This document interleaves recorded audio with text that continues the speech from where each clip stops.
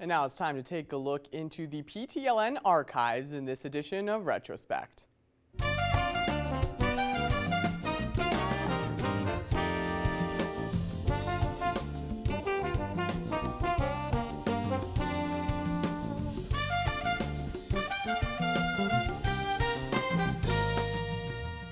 We begin Retrospect this week in 1992 with then Prime Minister Brian Mulroney in the border city.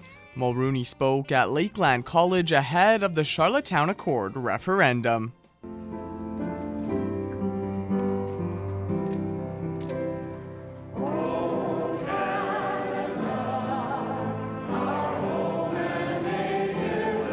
The Prime Minister began his final constitutional pitch alongside Saskatchewan Premier Roy Romanow and local MPs Don Mazankowski and Bill McKnight.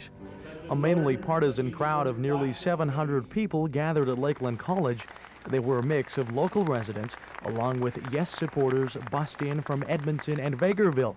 They were there to hear Brian Mulroney's final attempt to get Canadians to vote yes in Monday's national referendum.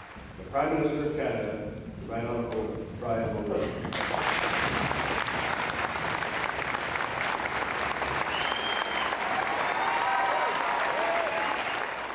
The Prime Minister made an emotional speech in which he pleaded with undecided Canadians to put aside their differences and come together and unite. And this is an opportunity for all of us who believe in Canada. Nous croyons dans le Canada, que ce soit au Québec ou en Saskatchewan. Nous sommes tous des Canadiens. As Sir John A. Macdonald said 125 years ago, let us be English or let us be French, but above all, let us be Canadians. That's what it's about. Monday night. For members of the local Yes campaign, Mulroney's speech only reinforced their support for the Charlottetown Accord. As a Canadian who's been from Bonavista to Vancouver Island, the greatness of this country was realized in 1867 when 4 provinces got together and formed a nation.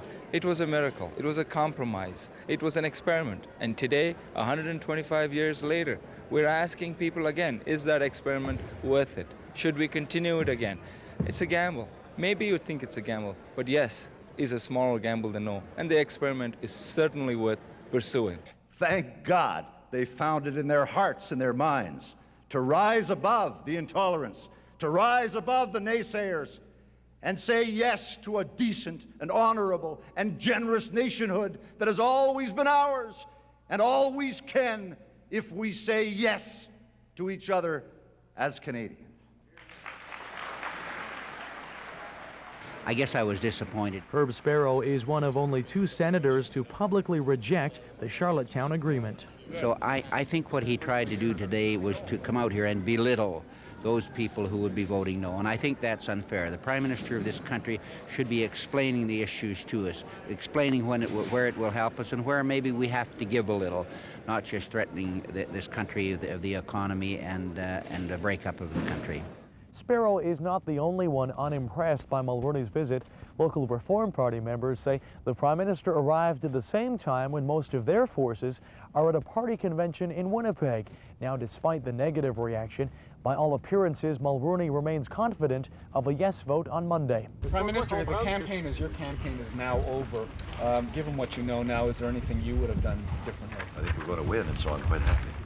And as he left, Mulroney said despite the outcome of Monday's referendum, he will lead his Conservative Party into the next election. Chris Krieger, NewsHour.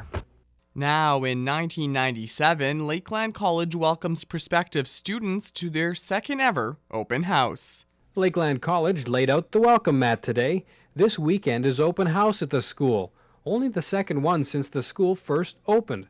About 30 booths were set up throughout the main hallway. Schools from smaller communities around Lloydminster dropped by. It was a good opportunity to see what the college is all about. It's a cool college. It's good. It seems really good. It's for the community at large, for the region, for the community. Not only those people who we might see as prospective students, but people from all age groups, from all sectors of society. We feel that we've got a comprehensive community college here, and we would like to draw representative groups from across the community into our doors. Well, this is just one of the many booths set up here at Lakeland College for their open house weekend. It's not just the 3 R's anymore. There's basically a course for everyone. And that's because the school is busy doing its homework. An advisory board's been formed. This way, industry tells the college skills that students should have. The school then offers new courses, and in turn, students get more jobs. Some of the students believe there are many other bonuses to attending this college. Well, personally, I'm from Lloydminster, so I have the advantages of living at home, so I don't have living expenses to pay for.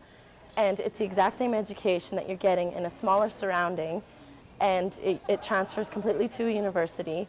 And whereas if I'm in a class of 30 people, I can actually get help, and the professor's going to know my name, while I'm getting equal education to someone who's in a class of 200, say at the U of A or U of S, and they're only known as a number.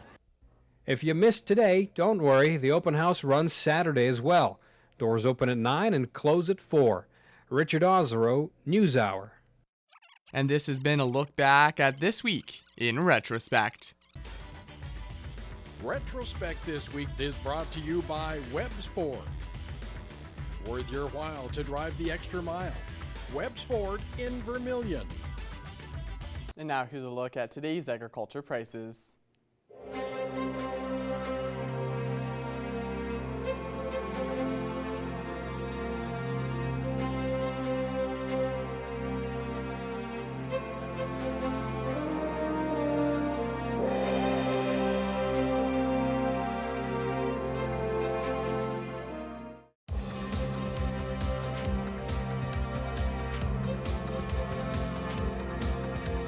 Bobcats had 2 exciting home games before going on a long road trip till mid-November. With more, here's Thomas Wildman.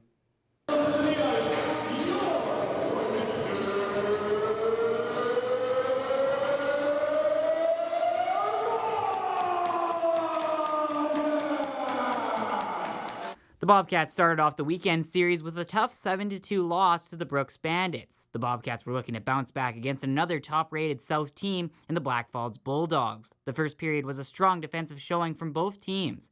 The Bulldogs then struck first in the second, but Ryland Rigger was able to tie it back up with a power play goal.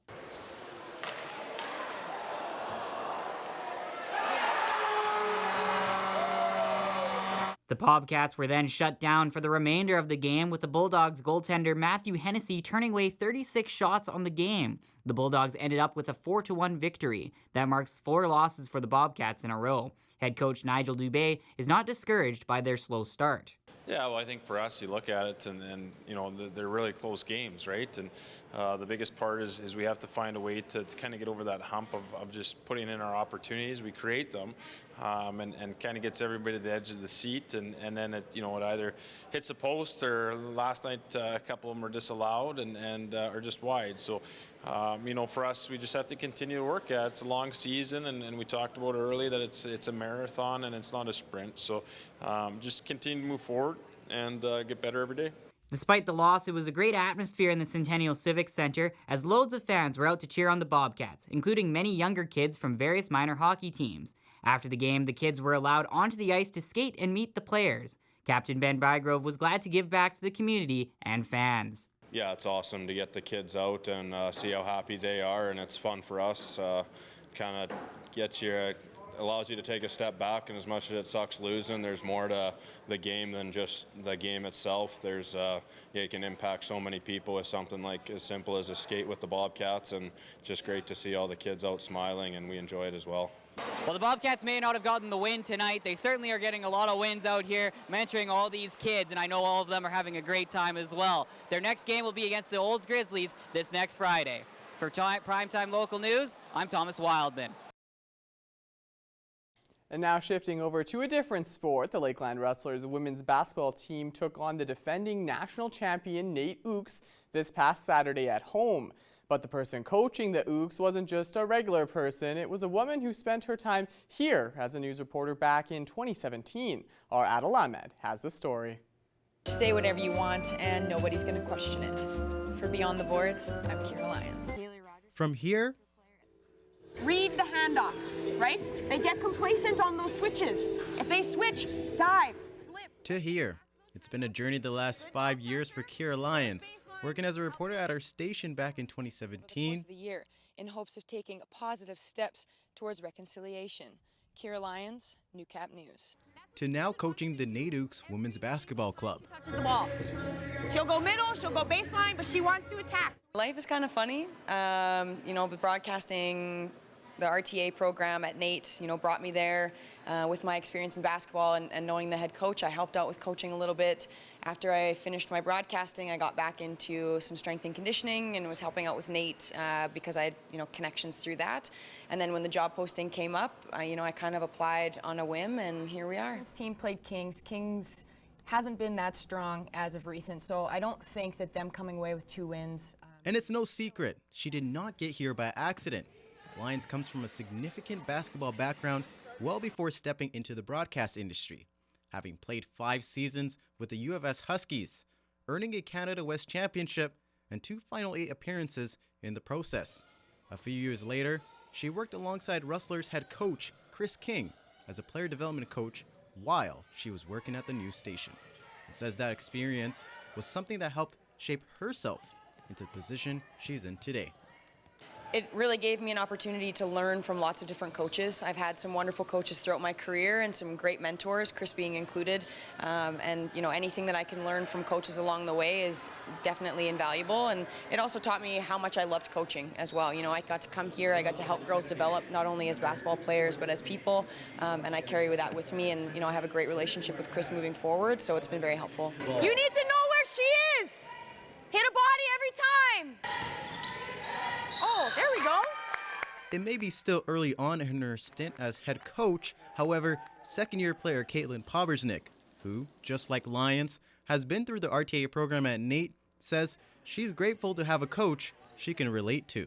I think it's always helpful to have somebody that you could talk to that knows exactly what you've been through, especially with my experience with past coaches. I was never able to have that ability to talk to them about my life in general. So now this season, being able to talk to somebody who knows exactly what I'm going through helps me as an athlete just as much as a student. As for Lyons' first season so far as the bench boss, she says it's been a roller coaster, to say the least.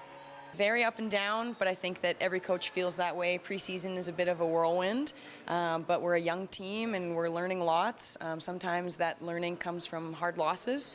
Most of the time it comes from hard losses, but it's exciting. I think our girls are very smart, they're very dedicated, and I think the team that we are now will be almost unrecognizable by the time playoffs roll around. Good shot, 2-on-2. Adil Ahmed, Primetime, local sports. And now it's time to check in with Shelby Clark once again for an extended look at your evening weather forecast.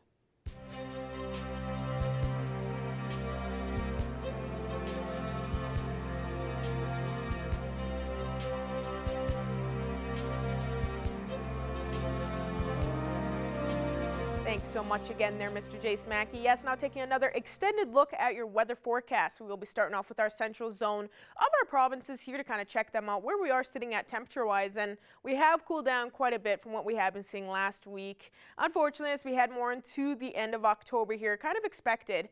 Most spots are matching with us here in the border city, just at that 4-degree mark. We look slightly warmer over in Edson and Jasper with that 5 and 6. Seeing that 3 in Whitecourt and Athabasca and Cold Lake both at that 0 mark. So some spots are matching with us here in the border city, some slightly warmer, but for overall, some of them are just a few degrees cooler compared to us. So to go over to our Saskatchewan side to check them out now, they are slightly matching with us temperature-wise. Most spots are just at that 2 and 3 mark over on this side. Melfort is just at that 0, and over in Meadow Lake still sitting at -1. So Meadow Lake unfortunately has been seeing the coolest condition compared to the rest and just reaching that minus mark. So hopefully they'll be able to warm it back up for tomorrow and just kind of later on through the week. We will be kind of seeing these conditions overall throughout the week as well. Going over to our northern zone now, they are seeing the coolest conditions for sure, especially on the Saskatchewan side. 1 degree up in Uranium City and Stony Rapids, seeing that 0 for most over on this side, -1 for over in Walston Lake, and Flin Flon is seeing the coolest with that -2. So we are definitely starting to see those minus marks making their way slowly across the provinces starting off this week. Going back to Alberta side for our northern zone, they are seeing some nice warmer temperatures for sure, especially over in Grand Prairie just at 7. So they are slightly matching with us in our central area. 3 and 4 in Peace River and Slave Lake, while it is 3 and 2 in Fort Chipewyan and Fort McMurray, and over in High Level, seeing the coolest with that -1. So some spots are seeing those minuses, but the most we've been seeing is -1, -2, so not looking too bad for today. Now going over to our southern zone over in here, if it'll move for me. Beautiful, there it is. Thank you so much, Jace, always helping me out. Going over to our southern zone now, they are looking slightly warmer compared to the central and the northern zone, especially for Medicine Hat and Lethbridge at 7 and 8 degrees. So just a few degrees cooler until that 10-degree mark. So they're just a couple off until getting those double digits once again. Seeing that 6 and 5 for Calgary and Coronation. Banff is just at 3. So over on our Alberta side, for in our southern zone, they're not looking too bad whatsoever. And going over to our Saskatchewan side now, definitely looking a lot cooler. Most are at that 0 mark. -1 over in Yorkton, 2 in Kinnersley, Swift Current at -3. So that's the coolest we have seen for temperatures, -3 right now at Swift Current, and we will be seeing that kind of continue on throughout the week. But now looking at some temperatures overnight, as we are seeing what we will expect into Tuesday here. We are moving into those minus marks again for those single digits. So as long as there's those single digits, though, you know, it's better than seeing those -30s and -40s. I think this isn't looking too bad. A little -4 that Meadow Lake and Bonnyville will be expecting, -6 that Provost and Paradise Hill will be seeing, and Isla Cross will be looking at a -3 for their evening low. So seeing those minuses in most spots, and also for Provost, they will be seeing a high chance of that snow later on, 1 to 3 centimeters expected. Most of the other areas will be more seeing just cloudier skies. Looking at some other spots in the surrounding area, they will also be seeing those minuses with a low of -5 and 6 that most will expect. Wainwright and Calgary will be looking at a low of -3 and -4. So we will be seeing those minuses continue on across the region and the surrounding areas as well. Snow in the evening, 2 to 4 centimeters that Unity will expect, and snow 1 to 2 centimeters that Wainwright will be expecting. So some spots will definitely be seeing a little bit of snow later on, so just be prepared, but hopefully that will be melting later on through the week, as we won't be seeing that again. Looking at our 7-day forecast for here in the Border City, we will be looking at a cooler day tomorrow with 3, seeing a little bit more sun Wednesday and Thursday for 4 and 9, and get ready, we'll be seeing a nicer weekend surprisingly. 13 Friday to start it off, 12 on Saturday, but then we will be cooling it back down to 6 and 4 a Sunday and next Monday. So just be prepared, we will be seeing some double-digit temperatures once again Friday and Saturday. That's all I have for now. Our Jace Mackey will have more news coming up after the break.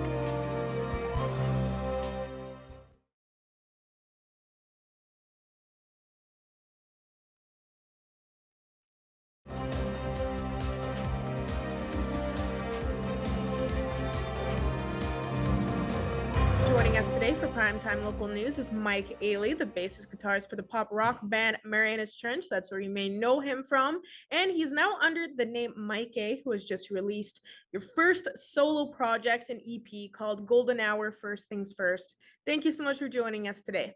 My pleasure, Shelby.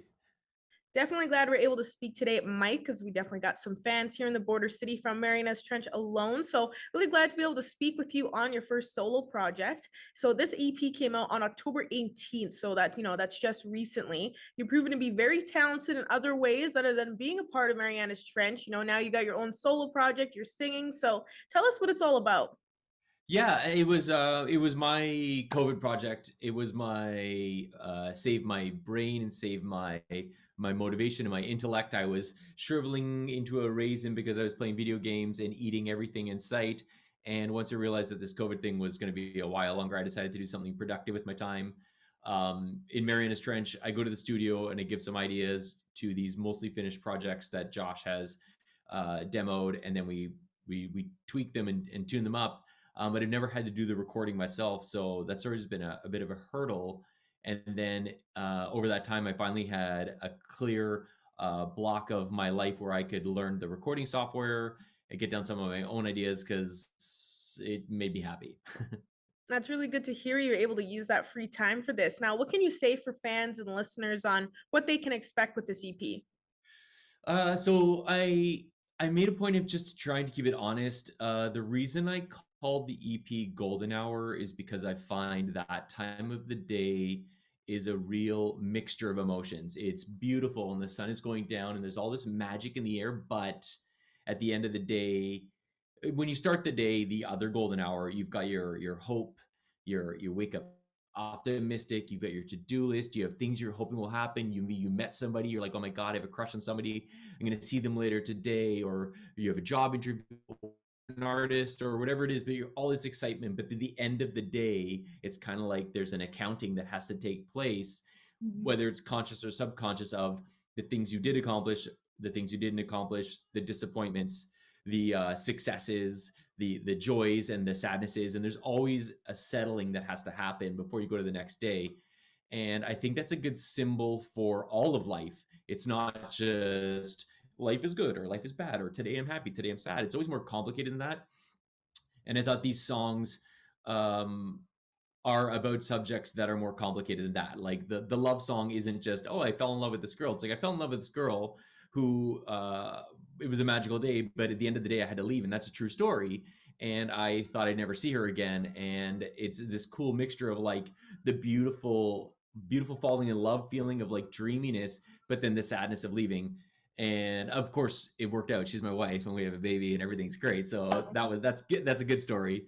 And then other ones are, but all these other weird sort of moments in life, not just, oh, I went to the bar and I partied and had fun, or I fell in love and this girl's hot, or like, I feel like it's better to talk about real life stuff. And from what it sounds like, some of the songs sound like it's not only inspired, but send out some good messages. Are you kind of hoping your listeners will understand some of the life lessons you're singing about?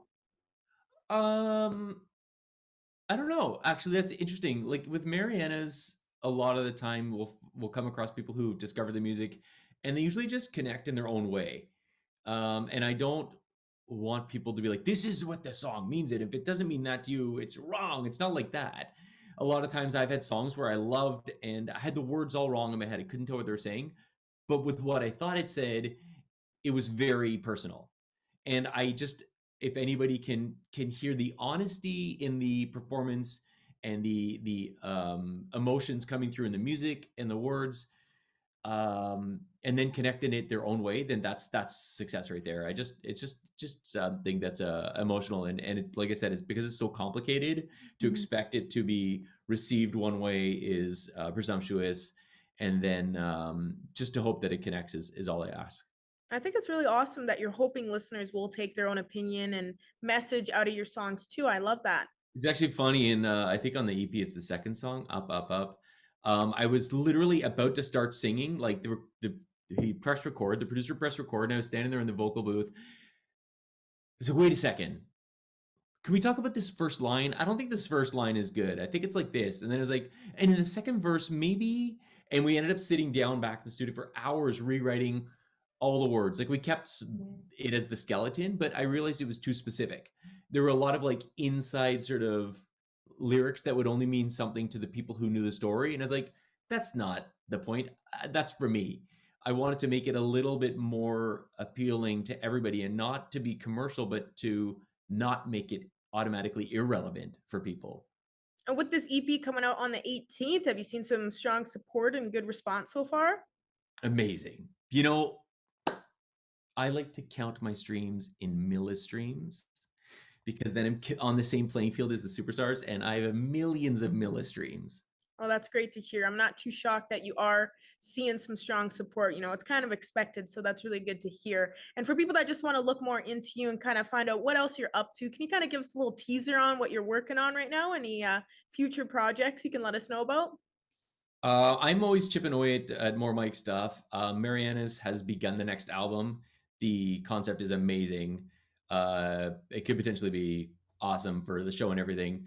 And I also my wife and I have done Christmas songs the last couple of years, and we have another one coming this year, and it's been recorded and mixed and it's ready to go. And that one's really, really good too. So there's tons going on at all times.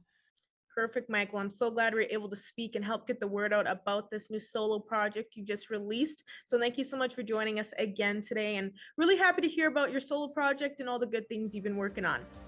Thank you, Shelby.